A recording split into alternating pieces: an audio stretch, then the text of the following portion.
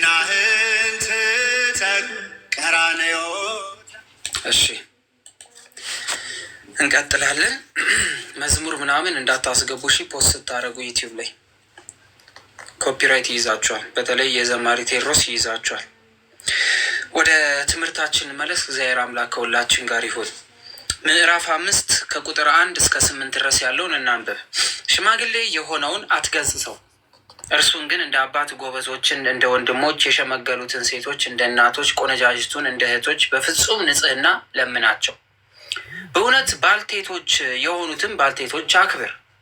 ማንም ባልቴት ግን ልጆች ወይም የልጅ ልጆች ቢኖሯት እነርሱን አስቀድመው ለገዛ ቤተሰቦቻቸው እግዚአብሔርን መምሰል ያሳዩ ዘንድ ለወላጆቻቸውን ብድራትን ይመልሱላችሁ ዘንድ ይማሩ። ይህ በእግዚአብሔር ፊት መልካምና የተወደደ ነው። ብቻዋን ኖራ በእውነት ባልቴት የምትሆን በእግዚአብሔር ተስፋ ታደርጋለች። ሌትና ቀንም በልመና በጸሎትም ጸንታ ትኖራለች። ቅምጥሊቱ ግን በሕይወቷ ሳለች የሞተች ናት። ያለ ነቀፋ እንዲሆኑ ይህን ደግሞ እዘዝ። ነገር ግን ለእነርሱ ስለሆኑት ይልቁንም ስለ ቤተሰቦቹ የሚያስብ ማንም ቢሆን ሃይማኖትን የካደ ከማያምነውም ሰው ይልቅ የሚከፋ ነው በማለት ያስቀምጣል። ይህ ክፍል ኤፌሶን ውስጥ ስለሚገኙ ስላገቡ፣ ስላላገቡ፣ አግብተው ስለሚኖሩ፣ ባል ስለሞተባቸው፣ ልጆች ስላሏቸው፣ ስለሌሏቸው፣ አምነው ስለሚክዱ፣ ስለማይክዱ፣ ስለነዚህ በአጠቃላይ የተነገረ ክፍል ነው። ምንድን ነው ትርጉሙ? ሽማግሌ የሆነውን አትገሥጸው፣ እርሱ ግን እንደ አባት ጎበዞችን፣ እንደ ወንድም የሸመገሉትን ሴቶች እንደ እናቶች፣ ቆነጃጅቱን እንደ እህት በፍጹም ንጽሕና ለምናቸው ይላል ቅዱስ ጳውሎስ ጢሞቴዎስን። ኤፌሶን ላሉ ሰዎች የተነገረ ነው። በእድሜ የሸመገሉትን መገሰጽ እንደማይገባው ይልቁንም እንደ ወላጅ አባት አድርጎ እንዲያከብራቸው፣ እንዲታዘዛቸው ይመክራል። መገሰጽ ማለት እንዳይቆጣ፣ እላያቸው ላይ የቁጣ ኃይልን እንዳያሳይ፣ በእድሜ ከፍ ያሉትን እንደ አባት እንዲንከባከብ። ማን? ጢሞቴዎስ። ግን እኮ የኤፌሶን ኤጲስቆጶስ ነው። የኤፌሶን ምንድን ነው? ኤጲስቆጶስ ነው። ኤጲስቆጶስ ማለት ስልጣኑ ትልቅ ነው አይደለም? በቤተ ክርስቲያኒቷ ላይ ግን ከሱ በታች የሆኑ አዛውንትና ሽማግሌዎች በስልጣን ቢያንሱ እንኳን እሱ ዝቅ ማለት እንዳለበት ያነግሯል ማለት ነው። ግዴታ ነው። መናቅ አይችል፣ መናገር አይችል፣ ምን ማለት አይቻል፣ መቆጣት አይችልም። ስለዚህ እንዲታዘዛቸው ጭራሽ ይመክረዋል ለጢሞቴዎስ። ወጣቶችም ቢሆኑ በስጋ እንደሚዛመዱት ወንድሞቹ እንዲታዘዝላቸው ይናገራል። ምን ማለት ነው? በእድሜ እኩል የሆኑ ወጣት ስለሆነ ጢሞቴዎስ በእድሜ እኩል ስለሆነ እሺ መምህሬ፣ በእድሜ እኩል ስለሆኑ እንዳይንቃቸው፣ እነሱን የመጮ እነሱ ላይ የመቆጣት እነሱ ላይ ብዙ ነገር የመናገር መብት እንደሌለ ይነግሯል። ለምን ስንል እነዛ ሰዎችም ምንድን ናቸው? በክርስቶስ ወንድሞቹ ስለሆኑ እሱ የተጠመቀውን ጥምቀት ተጠምቀዋል። እሱ ያመነውን ክርስቶስን አምነዋል። በልጅነት አሰጣጥ እግዚአብሔር ልጆች ተብለው ይጠራሉ። ስለዚህ እንደሚዛመዱ ወንድሞቹ እንዲመለከታቸው ይናገራል፣ እንዲታዘዛቸው። ቅዱስ ጳውሎስ የሸመገሉትን ሴቶች ደግሞ እንደ ወላጅ እናቱ እንዲታዘዛቸው ይናገራል። በእድሜ የገፉ እናቶችን እንደ እናት እንጂ እንደ አንድ ላያቸው ላይ ስልጣን እንዳለው እንዳይመለከት ያደርጋል፣ እንዲጠነቀቅ ያዘዋል ማለት ነው። ወጣት የሆኑ ሴቶችን ደግሞ የአባቱና የእናቱ ልጆች እንደሆኑ እህቶች አድርጎ እንዲያከብራቸው ይመክሯል። እንደ አንድ እናትና አባት ልጅ። ለምን? እስኪ ሁላችን አሁን እዚህ ውስጥ ያለን በጠቅላላ ካመኑ ውጪ አሁን ያላመኑትን አይመለከትም። እንደው አሁን በክርስቶስ ያመናችሁ በጠቅላላ እዚህ ውስጥ በማን ነው ወንድምና እህት የሆን ነው? ሁላችንም። አሁን እንደዚህ ተከባብረን የምናወራው በማን ምክንያት ነው? አንድ ያደረገን ማን ነው? አሁን እዚህ ውስጥ ተከባብረን እንድናወራ፣ ተከባብረን እንድንደማመጥ፣ ተከባብረን ወንድሜ እህቴ እንድንባባል ያደረገን ምንድን ነው? ክርስቶስ። መሰረታችን ማን ስለሆነ? ክርስቶስ። ስለዚህ በክርስቶስ የሆነን ሁላችን እህትና ወንድም ነን ማለት ነው። በክርስቶስ አንድ የሆነ ክርስቶስን አምኖ የሚኖር በጠቅላላ የአንድ ቤተሰብ አካል ነው። የቤተሰባችን ራስ ማን ነው? ክርስቶስ ነው። ስለዚህ እርስ በርስ መነቃቀፍ፣ እርስ በርስ ለመገዳደል መነሳሳት የለብንም ነው። እሱም ብቻ አይደለም፣ በነገራችን ላይ እሱም ብቻ አይደለም። ለምሳሌ ኦርቶዶክሳዊ ብቻ ስለሆናችሁ አይደለም። እሺ፣ የሰው ልጆችን ሁሉ የማክበር ግዴታ እንዲኖርብን አባታችን አስተምሮናል። የሰው ልጆች በጠቅላላ ምንድንል እንድንከባበር። አንድ ሰው ሃይማኖታችሁ ባይመስል እንኳን ባለው ማንነት ወይም ደግሞ እግዚአብሔር አምላክ በሰጠው ማንነት ላይ ማሾፍ አትችሉም። ለምን ስትሉ ያን አካል የፈጠረው እግዚአብሔር አምላክ የእናንተ አምላክ ነው፣ ሌላ አምላክ አይደለም። አንድ እግዚአብሔር ነው ያለው፣ አንድ አምላክ ነው። ያንን ሰውነት አምላክ እስከፈጠረው ሃይማኖትን ስለማይመስል ብለህ የዛን ሰው ማንነት መናገር አችልም። ከተናገር ከእግዚአብሔር ጋር ነው የምትጣለው። ያንን አክብሮ የፈጠረው እግዚአብሔር ስለሆነ ይህም በጣም ማወቅ አለብን። እሺ ወደ ትምህርቱ ስንመጣ ወጣት ሴቶች በዝሙት ወጥመድ እንዳያዙ በንጽህና ሆኖ እንዲያገለግላቸው ለማድረግ በንጽህና የሚለውን ቃል ጨመረለት። የአንድምታ መተርጉማ ወጣት ሴቶችን ዝሙት ይቃወማቸዋልና ንጽህን ያቆራኛል ብለው አብራርተዋል። ስለዚህ በንጽህና ስለዚህ በንጽህና አንድ እንዲሆኑ ይናገራል ማለት ነው። ሁለተኛው በእውነት ባልቴቶች የሆኑትን ባልቴቶች አክብር ይላል። ባልቴቶች በእውነት ባልቴቶች የሆኑትን ባልቴቶች ምን በል አክብር ይላል። ባልቴቶች የሆኑትን ባልቴቶች አክብር። በእውነት ባልቴቶች የሆኑ ማለት ድሃ የሆኑ ረዳት የሌላቸው ጉልበታቸው የደከመባቸው ተስፋ የሌላቸውን አሮጊቶች አግዝ፣ እርዳ ማለት ነው። ስለዚህ እነዚህን እንዲረዳ ጢሞቴዎስን ያስጠነቅቋል። ማንም ባልቴት ግን ልጆች ወይም የልጅ ልጆች ቢኖሯት፣ ማንም ባልቴት ማለት ረዳት ያላት እንደማለት ነው። አስቀድሞ ለገዛ ቤተሰቦቻቸው እግዚአብሔርን በመምሰል ያሳዩ ዘንድ ለወላጆቻቸውን ብድራትን ይመልሱላቸው ዘንድ ይማሩ በማለት ይናገራል። ልጆች አባት እናታቸውን፣ የልጅ ልጆቻቸው አያቶቻቸውን ሊረዱ ይገባል። አውጥቶ መጣል አይቻልም፣ መጸየፍ አይቻልም፣ መናቅ አይቻልም። መጽሐፈ ሲራክ ላይም ያስጠነቅቃል። ምዕራፍ 3 ላይ ልጆች ወላጆቻቸው ማክበር እንደሚገባቸው፣ አባትን ያከበረ እድሜው ይረዝማል፣ እናቱን የሚታዘዝ ደግሞ የቤቱ መሰረት ይጸናል ይላል። አባቱን በሰው ፊት የሚያዋርድ እግዚአብሔር አምላክን በጥፊ እንደ መምታት ይቆጠራል። እናቱን የሚያሳዝን ሰው ደግሞ የቤቱን መሰረት ያጣል ብሎ መጽሐፈ ሲራክ ይናገራል ማለት ነው። ስለዚህ በዚህ በዘጸአት ምዕራፍ 20 ቁጥር 12 ላይም አለ የሚያስቀምጠው አባትና እናትን አክብር ብሎ ያስቀምጣል። ሰለሞንም አንድ ቃል ተናግሯል። ምሳሌ 6:20 ላይ ልጄ ሆይ የአባትን ትእዛዝ ጠብቅ የእናትንም ሕግ አትተው ብሎ ይናገራል። ምሳሌ 23:22 ላይ የወለደን አባትን ስማ እናትን ባረጀች ጊዜ አትናቃት ብሎ ይናገራል። በአዲስ ኪዳን ጌታችን መድኃኒታችን ኢየሱስ ክርስቶስ አጽንቶታል። የማቴዎስ ወንጌል 15:4 ላይ፣ ማርቆስ 7:10 ላይ፣ ሉቃስ 18:20 ላይ፣ ሐዋርያው በኤፌሶን ምዕራፍ 6 ቁጥር 2 ላይ ጠቅሶታል። ስለዚህ ያልተሻረ ሕግ ነው። አባቱን የሚደበድብ እናቱን የሚያንቋሽሽ እናቱን የሚያዋርድ አባቱ ላይ የሚሳለቅ ልጅ መሰረቱ ከእግዚአብሔርም ዘንድ የተናጋ ነው ማለት ነው። ዘላለማዊ ሕይወቱን ያጣል። ይህም በጣም ማወቅ አለብን። ብቻዋን ኖራ በእውነት ባልቴት የምትሆን በእግዚአብሔር ተስፋ ታደርጋለች፣ ሌትና ቀንም በልመና በጸሎት ጸንታ ትኖራለች ይላል። ልጅ ወይም የልጅ ልጅ የሌላ አባቴ ተስፋ እግዚአብሔር ብቻ ነው። በቃ የሚያግዛት የሚረዳት የለም። ተስፋ እግዚአብሔር ነው። ቅዱስ ጳውሎስ እንደሚለው በቀንም በሌሊትም በጸሎት ተጠምዳ ስለምትኖር በቤተ ክርስቲያን ልትረዳ ይገባል በማለት ምንም ረዳት የሌላቸው ቤተ ክርስቲያን እንድትረዳቸው ያዛል ማለት ነው። ስለዚህ ጢሞቴዎስ ባለባት በኤፌሶን ቤተ ክርስቲያን ማንም ረዳት የሌላቸውን እናቶች እድሜያቸው የገፉትን ቤተ ክርስቲያን እንድትረዳቸው ያሳስባል ማለት ነው። ሐዋርያው ልጆች ያላቸው ወላጆች በልጆቻቸው መረዳት የሚገባቸው ሲሆን ልጆች የሌላቸው ረዳት የሌላቸው ግን ቤተ ክርስቲያን እንድትረዳቸው፣ ምግብ እንድትሰጣቸው፣ ማረፊያ እንድትሰጣቸው፣ እንድትጠብቃቸው ያዛል። አሁን እየሆነ ነው። እራሳችሁን ጠይቁ። ቅምጥሊቱ ግን በሕይወት ሳለች የሞተች ናት ይላል። ቅምጥሊት የሚላት ዘፈን፣ ጨዋታ፣ ዳንስ፣ ጭፈራ የምትፈልግ ስጋዊ የሆነ እርኩስ ነገር የምታደርግ በሕይወት ሳለች የሞተች ናት በማለት ይናገራል። ከእግዚአብሔር ተለይታለች ማለት ነው። ስለሆነም ቤተክርስቲያን እርዳታ ሊደረግላት አይገባም። ስለዚህ ቅምጥል የሆኑ ማለት በቃ እነዚህ በጭፈራ በዋዛ ነገሮች ምናምን የሚያሳልፉ ማለት ነው። እነዚህ በቁማቸው ምን ብለዋል ይላል? ሞተዋል ብሎ ያስቀምጣል። ለእርሱ ስለሆኑት ይልቁንም ስለ ቤተሰቦቻቸው የማያስብ ማንም ቢሆን ሃይማኖት የካደ ከማያምን ሰው ይልቅ የሚከፋ ነው በማለት ይናገራል። ለእርሱ ለሆኑት ሰው በመጀመሪያ የሚያውቃቸው ወይም ጎረቤቶቹን ወይም የተቸገሩ ጓደኞቹን ሊረዳ ይገባል ብሎ ያስጠነቅቃል። ይልቁንም ስለ ቤተሰቦቹ አባትና እናቱን ወይም አያቱን የማይረዳ ሰው ሃይማኖቱን የካደ ነው በማለት ያስቀምጣል። እናቱን ባያግዝ፣ አባቱን ባይረዳ፣ ጎረቤቶቹን ባያግዝ ሃይማኖት የካደ ተብሎ ይቆጠራል። ከማያምን ሰው የሚከፋ ነው በማለት ደግሞ ቅዱስ ጳውሎስ ያስቀምጣል። ማያምን ሰው ክፉ ነው አይደለ?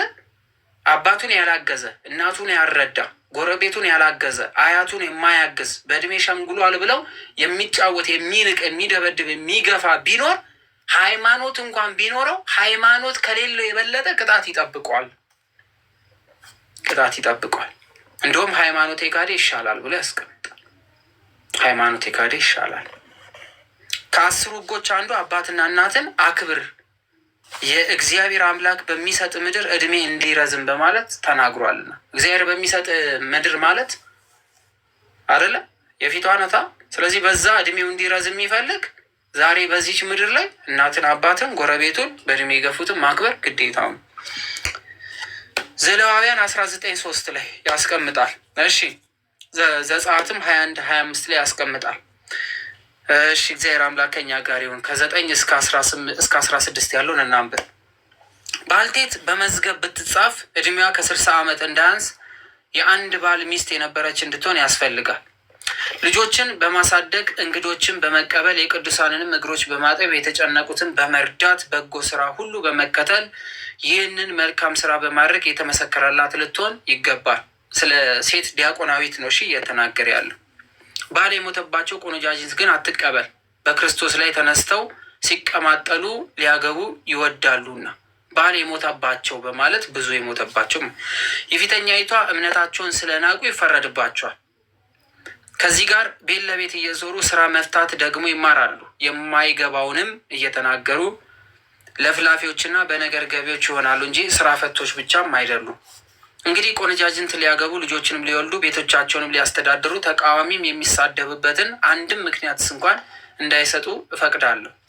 ከአሁን በፊት አንዳንዶች ሰይጣን እንዲከተሉ ፈቀቅ ብለዋልና ባልቴቶች ያሉት የሚያምን ቢሆን ወይም የማታምን ብትሆን ይርዷቸው። ቤተ ክርስቲያን እውነተኞችን ባልቴቶች እንድትረዳ አይከብዱባትም በማለት ይናገራል። ምን ማለቱ ነው? ስለምን ነው የሚያወራው?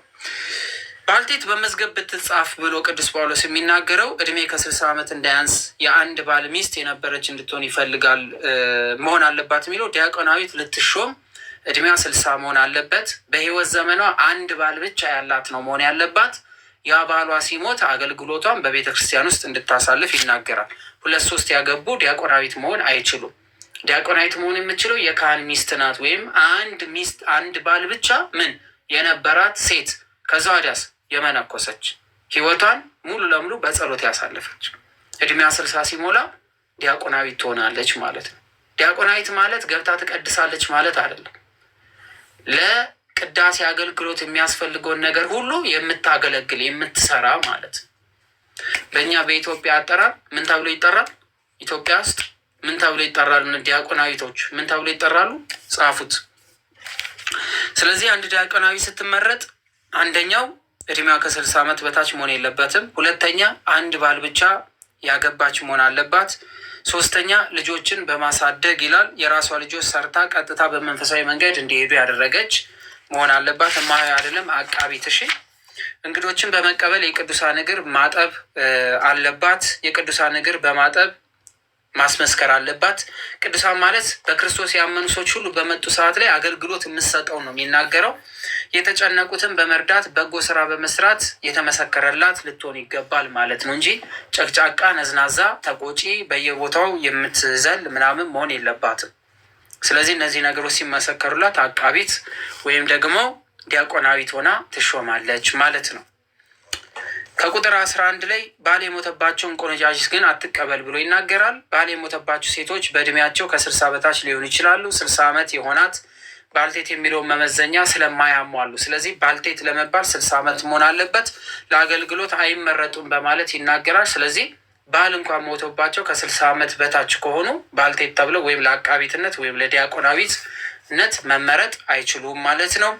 በክርስቶስ ላይ ተነስተው ሊቀማጠሉ ሊያገቡ ይወዳሉና በማለት ይናገራል። ይህ እድሜያቸው ገና ስለሆነ በክርስቶስ ላይ ሊነሱ ይችላሉ።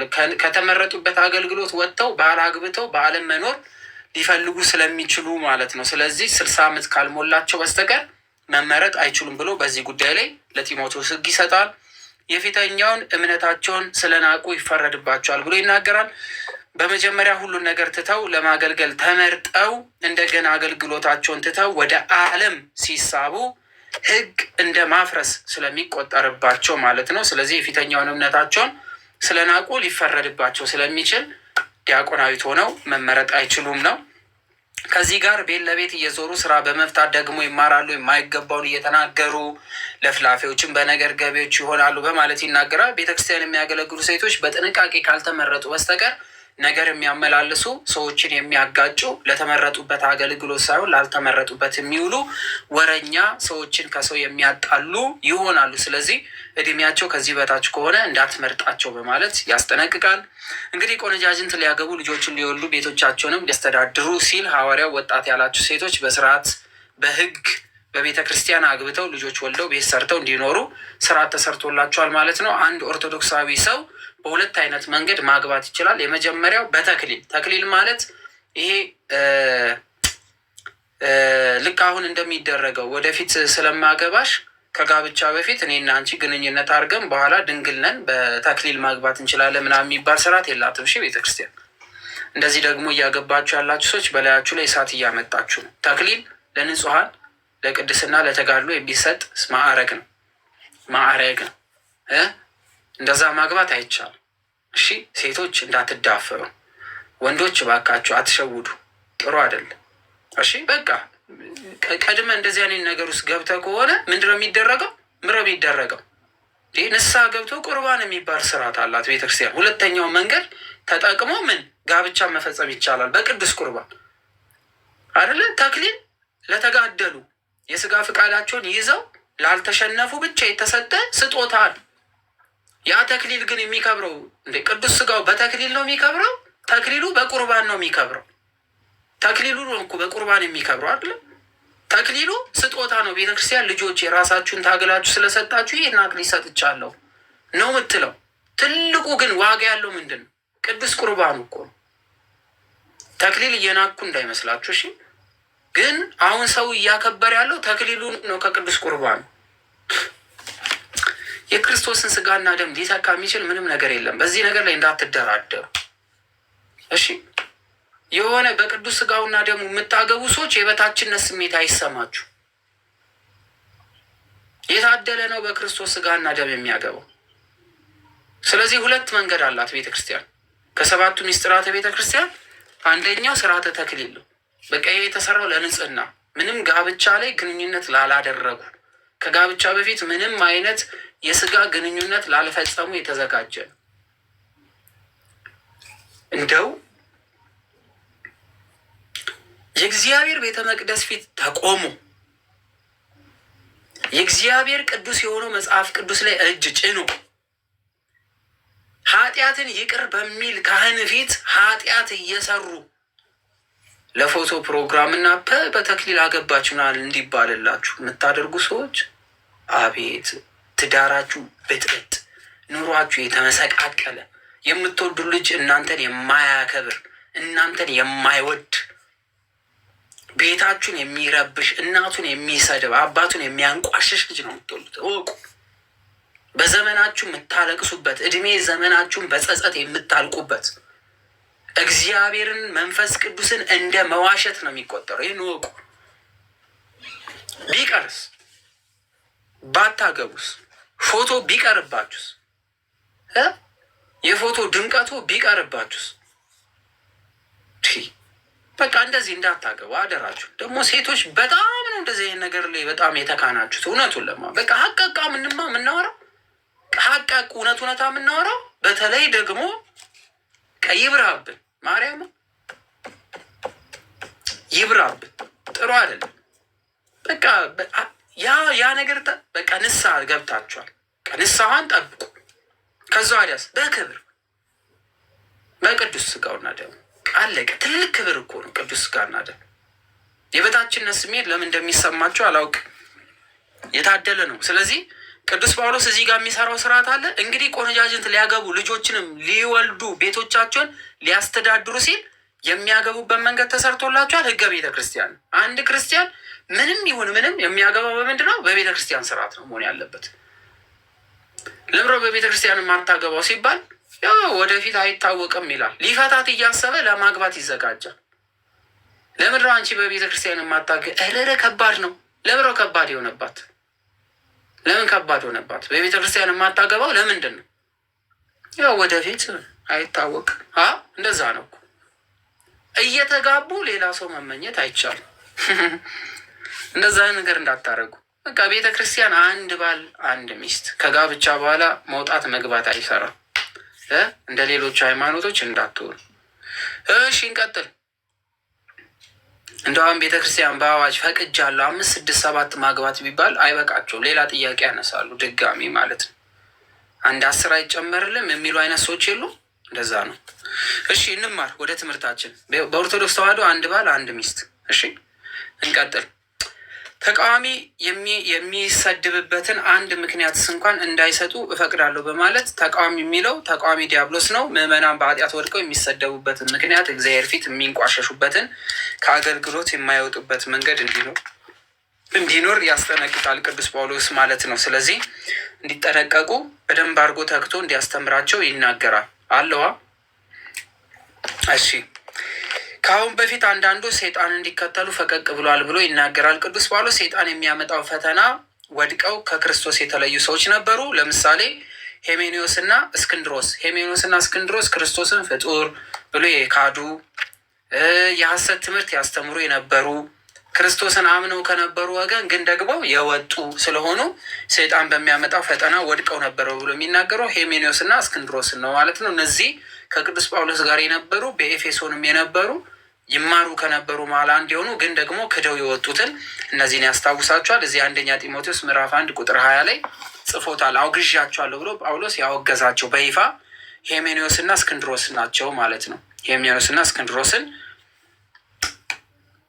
አውግዟቸዋል ቅዱስ ጳውሎስ። ባልቴቶች ያሉት የሚያምን ቢሆን ወይም የምታምን ብትሆን ይርዷቸው፣ ቤተ ክርስቲያን እውነተኞች ባልቴቶችን እንድትረዳ አይከብድባት በማለት ይናገራል።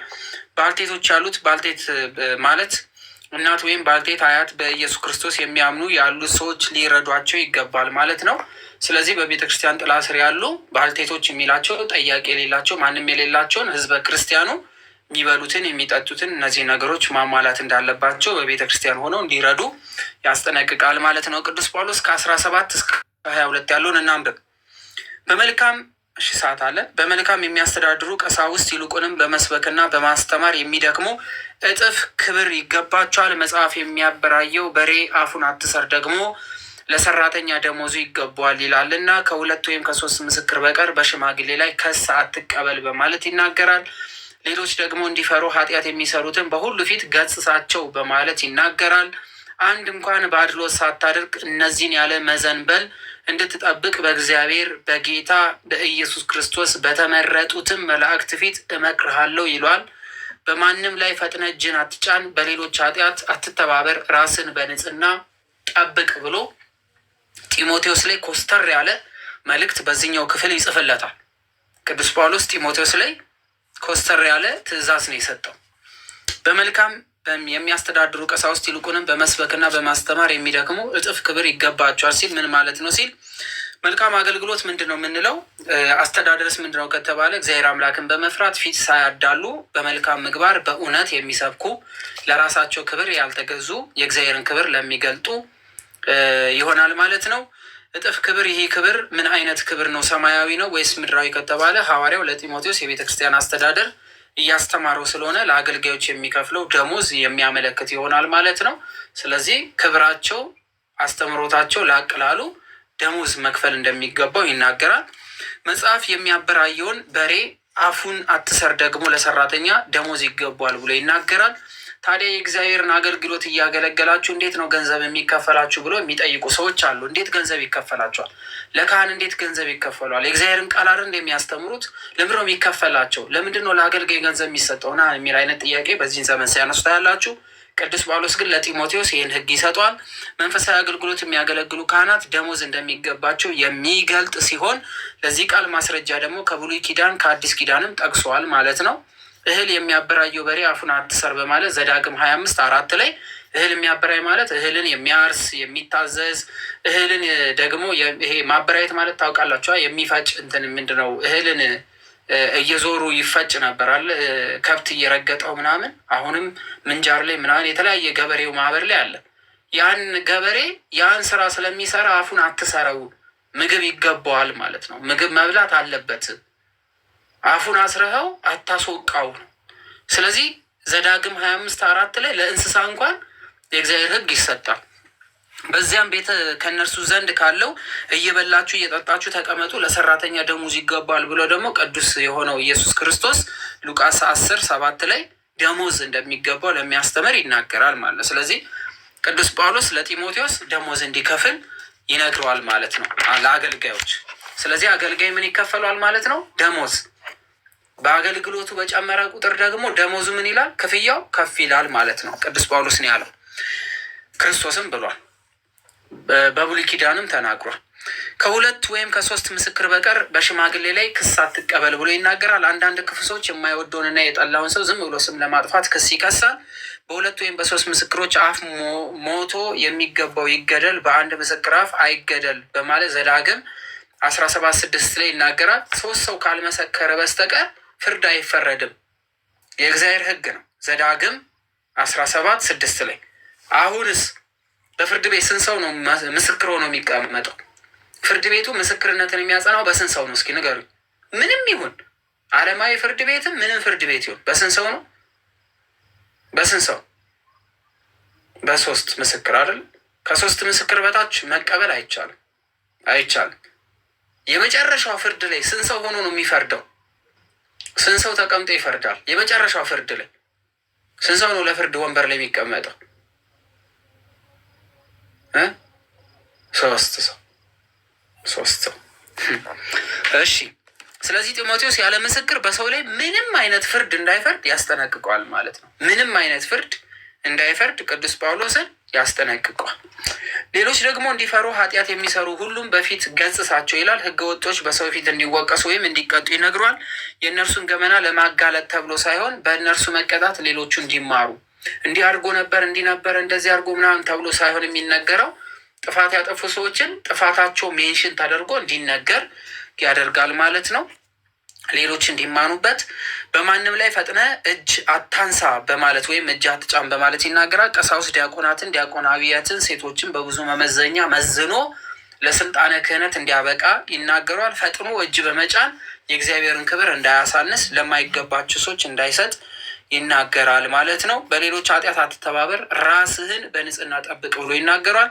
ጢሞቴዎስ የቤተክርስቲያን መሪ እንደመሆኑ መጠን ከኃጢአተኞች ጋር የማይተባበር እንዲሆን ራሱ እንዲጠብቅ ያስጠነቅቀዋል ማለት ነው።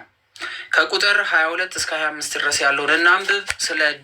ስለ ሆድህና ስለ በሽታ ብዛት ጥቂት የወይን ጠጅ ጠጣ እንጂ ወደፊት ውሃ ብቻ አትጠጣ በማለት ደግሞ ያዛል። ስለዚህ ሰዎች ዛሬ ተነስተው እንዴት እናንተ ትጠጣላችሁ ብለው ይቃወማሉ። እንዴት ካህን ይጠጣል ብለው ይቃወማሉ። እንዴት እናንተ ሰካራሞች፣ እናንተ ጠጮች፣ እናንተ አልኮላሞች፣ እናንተ ምናምን ብለው ይወቅሳሉ። ቅዱስ ጳውሎስ ግን አላዘዝም። ግን ምን ብሏል? ሰክረክ እንዳትወድቅ ብሎ ግን አስቀድሞ አስጠንቅቋል። እሺ፣ ስለ ሆድህ ስለ በሽታ ብዛት ጥቂት የወይን ጠጅ ጠጣ እንጂ ወደፊት ውሃ ብቻ አትጠጣ በማለት ውሃ ብቻ እንዳይጠጣ ግን ጥቂት ግን እንዲጠጣ ይነግሯል። የአንዳንድ ሰዎች ኃጢአት የተገለጠ ነው፣ ፍርድንም ያመለክታል፣ ሌሎችን ግን ይከተሏቸዋል ይላል። እንዲሁ መልካም ስራ ደግሞ የተገለጠ ነው፣ ያልተገለጠ ከሆነ ሊሰወር አይችልም ይላል። ስለ ሆድህ ስለ በሽታ ብዛት ጥቂት ጠጣ ሲል ጢሞቴዎስ በተጋድሎ በትምህርት ስለሚኖር የሆድ ድርቀት ይዞት ስለነበረ ሆዱ እንዲለዝብና ብርታት እንዲሰጠው ጥቂት የወይን ጠጅ ጠጣ ብሎ ይመክረዋል ማለት ነው። የወይን ጠጅ መጠጣት ኃጢአት አይደለም እና ማብዛት ግን ተገቢ ስላልሆነ ማብዛትም ኃጢአትን ስለሚያመጣ ጥቂት በማለት ውስን እንዲሆን አድርጓል። ከአቅም በላይ በመጠጣት ግን ኃጢአት ስለሚሰራ የተገለጠ ኃጢአት በስጋዊ ፍርድ ያስፈርዳል። አንድ ሰው ኃጢአት ሰርቶ በንስሐ አባቱ ከተፈረደበትና ከተቀጣ በእግዚአብሔር ዘንድ አይጠየቅም። ስለዚህ የአንዳንድ ሰዎች ኃጢአት የተገለጠ ነው፣ ፍርድንም ያመለክታል፣ ሌሎችን ግን ይከተላቸዋል ብሎ ይናገራል።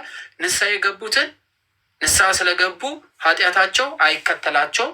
ንስሐ በማይገቡትና በአንተ ፊት የማይነዘዙትን ግን ምን ይላቸዋል? ኃጢአታቸው ተከትሎ ለሞት ይሆናል በማለት ስልጣነ ክህነቱን ይገልጽለታል ማለት ነው። እግዚአብሔር ከፈቀደ ነገ የመጀመሪያው የጢሞቴዎስ መልእክት ምዕራፍ 6ን የመጨረሻ ክፍል እንማራለን። ያስተማረ የመከረን እግዚአብሔር አምላክ ከሁላችን ጋር ይሁን። ወስብሐት ለእግዚአብሔር ወላዲቱ ድንግል ወደ መስቀሉ ክብር። ይቆየን። እግዚአብሔር ከሁላችን ጋር ይሁን።